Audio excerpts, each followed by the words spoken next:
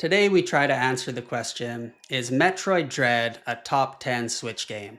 Now I finally just picked this up and played all the way through it in anticipation of Metroid Prime 4, and I got a lot to say about this game. So in this video I want to talk about what I liked about it, what I didn't like about it, and then circle back to the question, do I think Metroid Dread is a top 10 Switch game of all time now?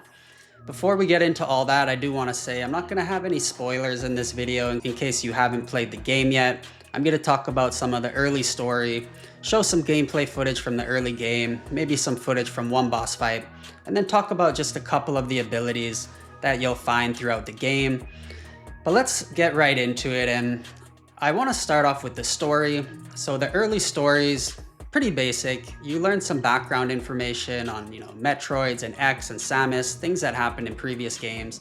And what ends up happening is that a transmission is received showing that an X is alive on a planet called ZDR.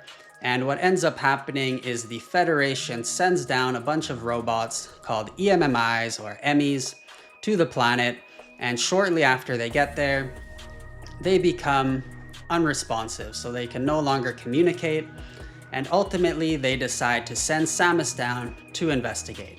So that's how the game starts, and as you play through the game, there'll be some twists, some turns, and the story will really pick up towards the end of the game in my opinion. So a lot happens at the end that I actually really enjoyed, but I found, during the mid game, there's not that much happening with the story. So overall, I liked the story. I thought it was fun. I enjoyed it. But just know that for most of the game, it's not too story driven. You're really investigating the whole time, and most of the answers you're looking for will come towards the end of the game, I would say. But overall, story was good and I enjoyed it. Now, I have to talk about some of the new mechanics in this game, and there was a lot that they added that I hadn't seen before. So we're gonna start off first with the slide mechanic. So Samus can now slide, and I thought that was an awesome addition. I used it a lot. You can kind of slide under cracks. It helps you move around in the world. You can slide between certain enemies' legs, slide to dodge attacks. So I really like this mechanic. I thought it brought a new aspect of gameplay to the Metroid series that we haven't seen before, and overall really enjoyed the slide mechanic. We also got the ability to counter attacks, and this one I'm not too sure about. I did enjoy it. I'm glad that they didn't make it so you need to use it so much in the game. So overall, because of that, I liked it. I found it was really optional, and the way it works is that if you time it perfectly, you can counter an attack, and if you counter the attack, you might get some health or some ammo. So some enemies, you really do need to use the counter. Certain boss battles, you'll need to use it, but through a lot of the game, it's not really required.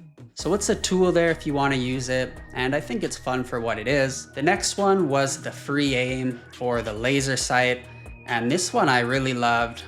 Really made it easier to aim with Samus to attack. And what I liked about this is that you can free aim while moving, while jumping around, and that really brought a new aspect to boss fights, to fighting in the world. So I believe there were past Metroid games where you had this free aim, this laser sight, but this was the first one where you could actually move around while using the laser sight, and I really love that. And the last thing to touch on here is the map. So the map was heavily improved, in my opinion, from other Metroid games. And what I loved about this map was that it really had a lot of details. So as you're traveling the world, anything you see in a room, all the different types of doors, all that stuff is captured in your map. So when it comes time to backtrack, when you get a new ability and you need to remember, where was that door that I have the ability to get through now? You'll easily be able to find that on your map. And on top of that, as you're exploring the world and finding things like missile upgrades or energy upgrades, those as well will be captured on the map. So I really like that. I thought it made it a lot easier to, find your way around. But I am curious, what did others think about that? Because on the one hand, it makes it easier to go back and find places. But on the other hand, you lose some of that classic Metroid exploring that we're used to. So let me know, what are your thoughts on the map in this game? All right, we got to talk about the EMMIs. So this was another core mechanic in the game, and this actually put me off a bit when I had first seen the trailer, right? So these Emmys, these robots that are kind of hunting you, chasing you around the world. And I didn't think I was gonna like this mechanic, but by the end of the game, I actually thought it was pretty good. I enjoyed it. I didn't love it. Like, I don't want to see it in more Metroid games, to be honest. But you didn't come across them that often. You weren't being hunted around too much. So they made it sparse enough where it didn't really bother me, and they weren't that hard to escape in my opinion, although some of them were definitely harder to kill than others. But overall, I thought it was cool, and I did like what they brought in to help you kill them. And I'm not gonna spoil that, but I thought that was really cool. All right, we gotta talk about some of the abilities in the game, because what's a Metroid game without awesome abilities? And you're gonna get a lot of abilities, a lot of upgrades in this game as you're playing. And what I liked about this game is that every time you play it, you feel like you're making a huge amount of progress. Like, you might sit down for a few hours and find 3 new upgrades in that time. So there's a lot of upgrades, a lot is packed in to this game. And I will say that overall, the game is on the shorter side. I finished it in about 12 hours. So that's definitely on the shorter side, but I didn't mind that at all. The game felt dense. Every time you played it, it felt like you accomplished something, captured my attention the whole way through. So I really actually love that about the game. And there's a lot of classic abilities we've seen in previous Metroid games, and some new abilities as well. So I was really happy with the abilities that you'll unlock and get in this game. Now, the overall environment of the game, exploring ZDR, this planet, I also thought they did it very well. So the game is kind of broken up into different zones, and then you can travel between these zones in a few different ways.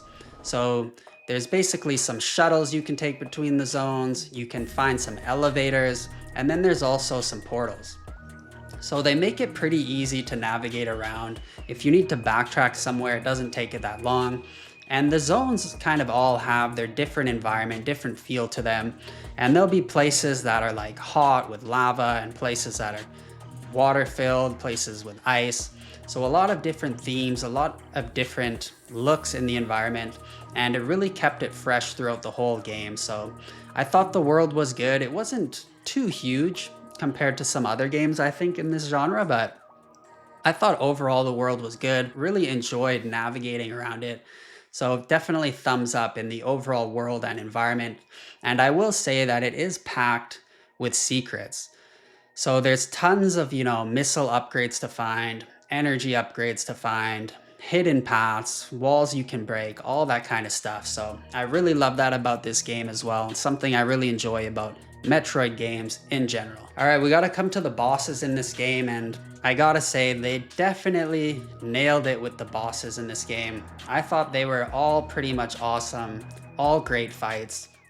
Really enjoyed that aspect of the game, and on that note, I have to say, what they really nailed in this game for me personally was the difficulty. So I played on normal difficulty, but I found myself dying quite a bit, especially on the bosses. And I love that, right? I don't want an easy playthrough. I don't want to run through every boss. I want to feel that challenge. And they nailed the challenge here. So I really like that. And the bosses were all awesome. Tons of fun. And some of the bosses do have like quick time events. So that was something new to me. Can't recall if that's in other Metroid games, but that was an interesting aspect they brought in, these quick time events, quick time counters. But overall, I didn't mind that either. I thought the bosses looked great and really enjoyed fighting them. So I do also want to say the game has 3 different difficulty modes: easy, normal, hard. So if you find that normal is too easy on your first playthrough, you can always go back in hard, get an extra challenge there. So really happy that they did that as well. So overall, there's a lot to love about Metroid Dread. I thought the game was very polished, it ran great, it looked amazing. Like, the game was visually stunning. And for a game that's a few years old, I gotta say I was really impressed. I really should have picked this up sooner and played through it a long time ago. So I gotta say, really overall loved Metroid Dread. It was exactly what I wanted in a Metroidvania game. And I gotta say, it's my favorite Metroidvania game on the Switch. And the others that I've played are here: Prince of Persia, Bloodstained, And I do think both of these are good games, but I've personally got to put Metroid Dread at the top of the list. Prince of Persia, I enjoyed it, but about halfway through the game, started getting a bit bored, to be honest. And Bloodstained, actually, I love this game, but it definitely had some performance issues. I don't know if they patched it and it's gotten better, but this game had some major issues back when it was released on the Switch. So I'm giving Metroid Dread the title, definitely best Metroidvania for me on the Switch. And now I gotta answer the question, do I think Metroid Dread is a top 10 Switch game? Has it entered my top 10? And I gotta say that it definitely has. I was really impressed with the game, the level of polish, the fun I had playing through it, and I liked how it was dense and not too long. Like, I couldn't put the game down. Every time I played it, made huge progress, and it was just so much fun getting through the game. And I really loved the ending as well. The final boss fight was awesome. Some of the story, the way it develops at the end, I enjoyed. So I'm giving Metroid Dread the top 10 title for me personally. Not quite sure it would break my top 5, but I think it's in the top 10. And if you haven't played this, definitely give it a try. I think now is the perfect time before Metroid Prime 4 comes out. So let me know your thoughts. Do you think Metroid Dread is a top 10 game? Did you enjoy it? If it's not a top 10 game, let me know why it's out of your top 10. What do you think is wrong with the game? So that's it. Hope you enjoyed this video and have a good day.